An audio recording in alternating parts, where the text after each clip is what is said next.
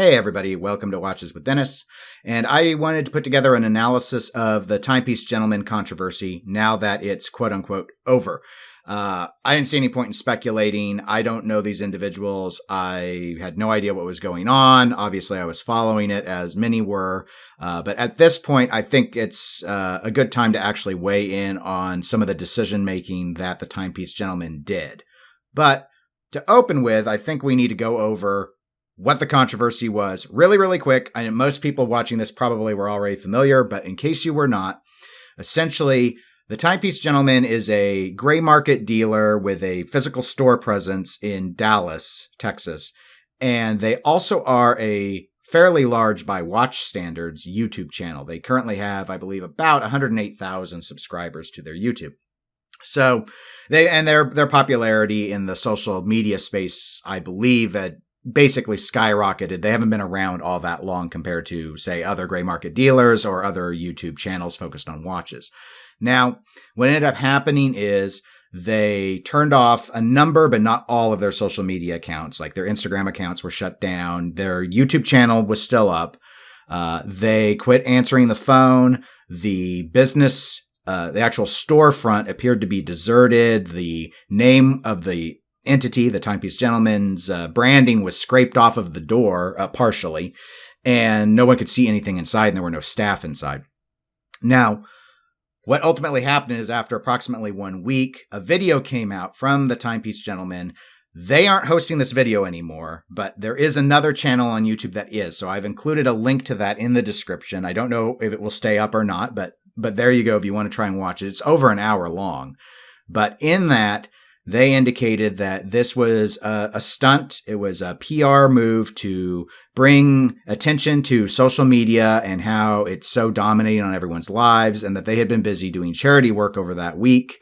They had a few other pieces that were tied to that. So there were some Rolex Oyster Perpetuals that they were going to auction for various charities in the area. Those auctions, I know, got false bids because it was being done via their website, and it wasn't particularly secure, apparently, in terms of being able to prevent that in some capacity. And I believe those are taken down, but I've not confirmed that.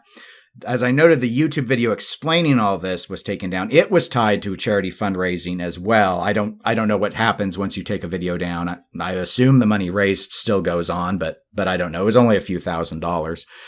And obviously, this explanation has disappeared in the sense that you don't officially have access from them from the video anymore. But that was like the culmination of this whole huge event. That's the background. Now, I want to do an analysis of it. And basically, this was wrong in so many ways. Like, just like logically, structurally, it doesn't make much sense when you really sat and think about it. And I thought it was interesting because there were so many watch-focused YouTube channels that covered this for obvious reasons. It was news. It was a good way to get clicks. And also, a few of them seemed to think that this was some sort of brilliant marketing move, or thought that it might be a brilliant marketing move, which I guess just goes to show how little knowledge of marketing actually exists amongst the YouTube community. I shouldn't really be surprised. For those that don't know, I actually, from a content creation perspective, have spent years in pinball. Watches are new to me, but pinball is something I've been involved with for a long time. And we see the same thing with the pinball community, and bad marketing, or people who think they're experts in marketing sort of spewing out theories on stuff that doesn't often pan out or doesn't even get tested.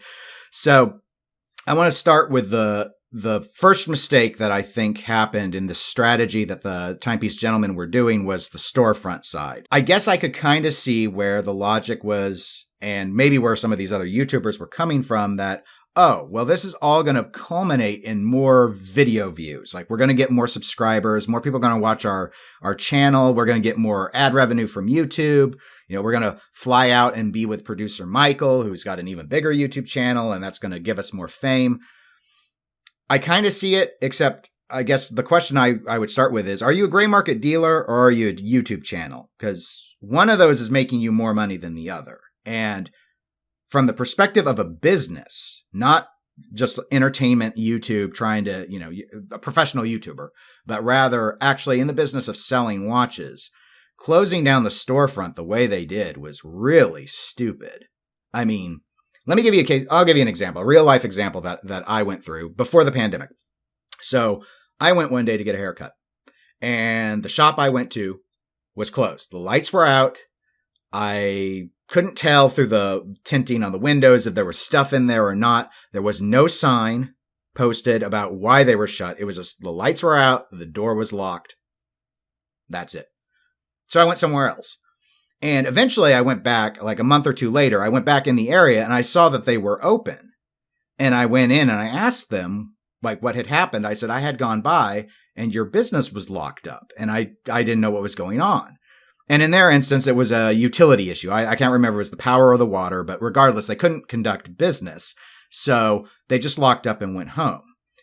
But they didn't put up any information to tell you what had happened. I had no feasible way to know if they were out of business or just closed for the day. Now, maybe had I called them, I would have been able to find out, except I was already there. So a sign would have helped. Same thing here with the Timepiece Gentleman. You've got a storefront. You're selling watches. Everyone who went by during this week, there's no sign saying that you're still in business. There's no sign indicating who to call to find out more information. And in their case, if you did call them, they ignored your calls. That's not how a business operates that wants to be in business. It's just confusing. I don't care what sort of PR strategy you think you're going through. It only undermines confidence in your operations at the storefront, which I thought was their main means of making money. Now, maybe this is a pivot or was a planned pivot to being more reliant on YouTube. And then maybe there was some logic behind that. But I really think it just wasn't thought through, that this shutdown strategy, it doesn't make sense. I know I shared in a comment section on another YouTuber's channel. Years and years ago when I was still in school, I worked at a bank and we would close for a holiday. And I remember we had an older employee whose parents were having gone through the Great Depression and remembered the bank closures. We would be very careful with the signage and how we always had a sign up that we weren't going to be open for a holiday. But we even had to be careful on the phrasing to make it clear to people that we weren't out of business, that the bank wasn't closed. It's just, it was shut down for this set period of time. People get concerned. Obviously when you've got people's money, they're at a higher degree of concern than if they wanted to go and buy a new Rolex. But it's still the same principle that if you don't know if a business is operating or not, what good is it? How many people might have walked in there that will never consider going there again? Because as far as they know, that's just another closed shop in the mall or wherever they're located.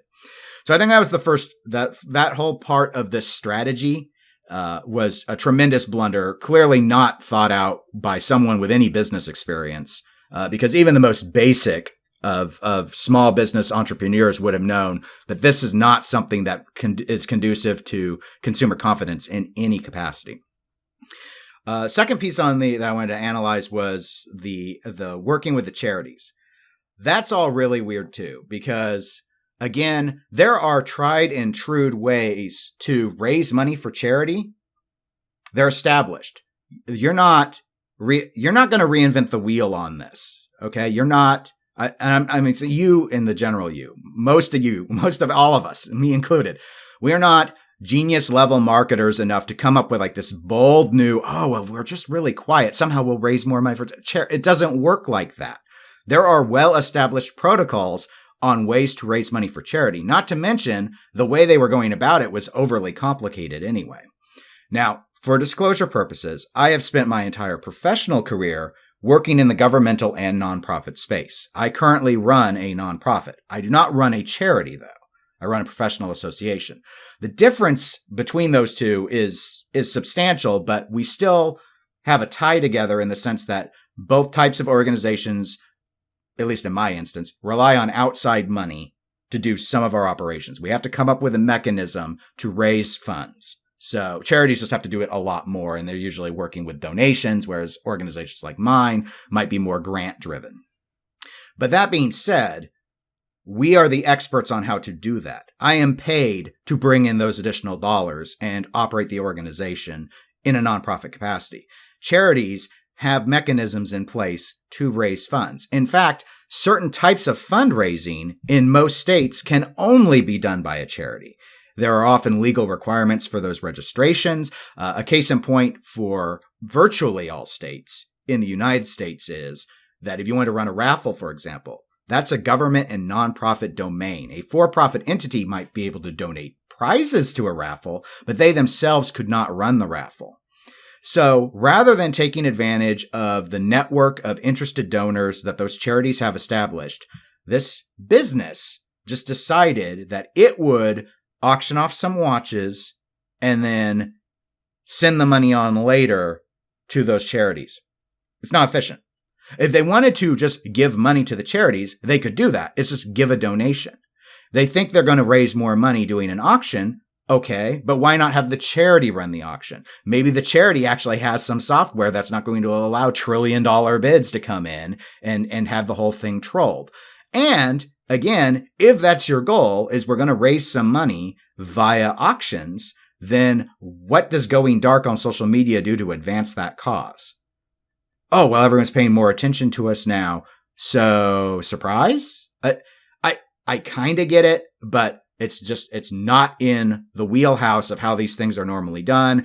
Had this stuff been announced instead of in the shadows, the charities could have helped promote the auctions. There could have been a social media campaign. A lot of the video that the Timepiece Gentleman put out really emphasizes that there is so much about that social media is so dominant. And I'll touch on that more in a little bit. But if that's the case, and it is, then why not exploit that to raise additional funds? This sort of hype train thing, and then thinking that all the people following this concocted controversy are going to turn around and donate to these charities or participate in this auction. There's a logical leap there that doesn't hold up. A small percentage would do it, but if you had actually done a real charity campaign with promotion, you probably could have been a lot more successful. At the very least, you would have avoided, most likely, those troll bids going on, because there are people that are annoyed at the nature of this campaign that seems to want to be like a viral marketing thing, but it really just comes across as poorly thought out. So there's that side, the charity side. The way it was structured, the way they approached the charities, I mean, it was like a big surprise. You know, if you want to go and present a check to a charity as a big surprise, they'll probably be pretty welcoming to it. But campaigns, they like to be involved in the planning. I don't like it when people come to me and tell me that they wrote my organization into some sort of proposal to do work without talking to me ahead of time. It would be completely unprofessional because I might not be willing to do that work. Likewise, if the charity feels they need to help push some sort of donation drive, or legally they might have to have their name on it in order for it to check all of the state mandate boxes, similar situation. So again, I get the idea behind it, but it just does not seem like it was well thought out. They didn't consult with anyone who works with charities on how to properly do a fundraiser. So sort of tied to that, but I'll do as a third point is shutting down the business to do charity work. That doesn't make any sense either. There's no reason to do it that way. Like, you don't need the entire crew. This is all obvious stuff. You don't need the entire crew to be at the soup kitchen the same day. You could have sent one person to do it one day, and you could have had the whole week covered with individuals at that one charity. Other organizations give special paid leave for employees to do charity work, where they're still compensated by their employer, and they go and they do it, and the business still operates. But again, if that was the plan to go and shut down for the charity stuff, why be all, oh, we're just going to turn everything off? It doesn't make any sense, because all you did was take away confidence in your organization to do a short-term charitable outreach thing, which those charities are going to be around after you're done showing up. So again, working around their systems is really easy to do. There's no need to do it this extravagantly. It's like, are you trying to just get in the good graces of the public by showboating that you're doing a lot of charity stuff? You could do that without shutting everything down too. If you have a newsletter or you put it on your social media, oh, hey, Bob Jones was out doing the food drive today. That's as part of our recent activities. There's no reason to make it a spectacle in this sort of way. I think it actually goes further. This is my opinion, obviously, but I think it actually goes further if you're engaged in doing charity work throughout the year in little bits than it is to just make a big show of like this 5 days of effort sort of thing. I mean, others might have a different take on it, but that's my general sense of it. I guess the last piece that I just want to touch on is they were talking about in the video, a lot of this was driven by just thinking about how overpowering social media is, and that it's just, if we could only point a spotlight on how dominating social media is in everyone's lives and just show how enthralled we are to the Instagram and the Facebook and all of that. That is the goofiest thing that I think I've heard since I started really engaging with the watch hobby, in the watch hobby. Of course, this is all well researched. There are actual smart people in actual universities who have for years researched and put out papers regarding the influence of social media. We do not need a bunch of scalpers coming around and saying, hey, wouldn't it be it would be interesting. We need to point this out. It's already known. It's already known. You've not paved any new path with this. So I don't get it. You're not saying anything new. You have not contributed to the body of academic research in any capacity on the influence of social media. It's well known. It's well established. It's not a new field, quite frankly. And it's not even genuine in the sense that your experiment, if you wanted to consider it an experiment, was well constructed. Because your storefront, your telephone, that is not social media. That is regular communications. That is your brick and mortar storefront. It's not a social media presence. That you film everything on YouTube is beside the point. The operation of the business is not a part of social media. You may get a lot of business via social media, but you shut down aspects of this business without any notice, without any clarification, and without anything to instill confidence in people, either already existing customers or going around and, informing potential customers through that, walk by traffic and such. That's all those pieces are separate from social media. So there seems to have been some sort of conflation between social media and then just big old PR stunt, shut down everything and act like we don't exist anymore. Remember, one of the people in the video mentioned it was like watching your own funeral, which, I guess is attractive from like a narcissistic perspective to, I wonder what everyone would say about, sure, it's interesting, but it's not how most businesses operate for a reason. And it's not because they're stupid. It's because they know that it's only damaging. There's no real major upside that you can obtain. There's a common refrain that all publicity is good publicity. It's not true. It's a fun statement someone made once. Maybe in certain fields, any publicity might be good, but it's not true in all instances. I mean, ask Harvey Weinstein how his publicity's been going for him. Ask Bill Cosby if he'll ever work again after all the publicity he's had. So it's not how things work. So those were the main pieces from the video that I thought were of note. There is an interesting scene where one of the Timepiece Gentlemen goes to the bank to unfreeze the bank accounts. And that's interesting because in the context of the video, it's suggested, though obviously not confirmed, there are certain parts that are censored out for obvious reasons, that this was driven by the stunt. So let me say that too is a concern that, again, how poorly thought out was this if your stunt actually got your accounts frozen?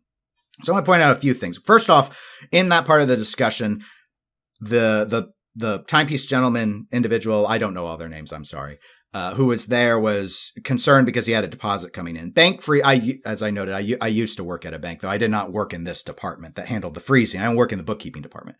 But deposits still can come in when an account is frozen. Now, his desire to pay out people, the freeze is a big deal there. Normally, bank freezes happen for 3 reasons. One is if the government orders it, and that might usually be like to collect unpaid taxes. They might freeze your account to try and get their taxes. So that's one reason. A second reason is if you have creditors, say from a lawsuit, and they're supposed to get paid, they can seek a judgment to have your account frozen so that they can get paid out of that account. So that's the second reason. And the third reason is the bank has discretion to freeze accounts. And that's supposed to be for a broad range of illegal activity. So, and that illegal activity, as I said, it's really broad. It's as low as writing bad checks can get your account frozen, all the way up to funding terrorists, which obviously post 9/11, that had become a big concern. My banking time was in the late 90s. I think I was out by 2000 or so. Back in my day, as we would say, the main thing that we were always sort of watching for with large transactions was on money laundering. That was always the big concern. Drug dealers trying to launder money through the bank. So again, I don't think a bunch of rumors on YouTube are going to trigger the bank to do this, do a freeze. Who cares what someone posts on YouTube? But if you start having news pieces about you, say the bank tries to call you and you're not answering the phone, that can look suspicious to them. And again, it just goes to show just how poorly planned this was. It is not a brilliant stunt to piss your bank off and have your accounts frozen because they don't know what's going on because you've decided for the lulz and the attention that this was a smart move. So again, it was an interesting piece of the video because it was just very telling that this clearly was not at all executed with any sort of true strategic planning. I'm not sure there was a smart way to shut it all down. I don't think there was. I think it was a complete blunder, no matter how sophisticated you might have been, no matter how many ducks in a row you would have gotten arranged. I don't think the payoff would ever have been worth the damage that it would do, because I don't think you could mitigate all the damage. But just all of this, them being on the phone, having to call people who have watches on consignment with them and stuff because they don't know what's going on because, hey, we're keeping everything quiet and we're not telling anyone else in the YouTube community. And, you can treat it like a friend test or whatever they argued they were doing, which in itself is goofy. This isn't high school. I don't understand what the point of that would be, but it just all doesn't really make any sense. So that's my analysis of the controversy.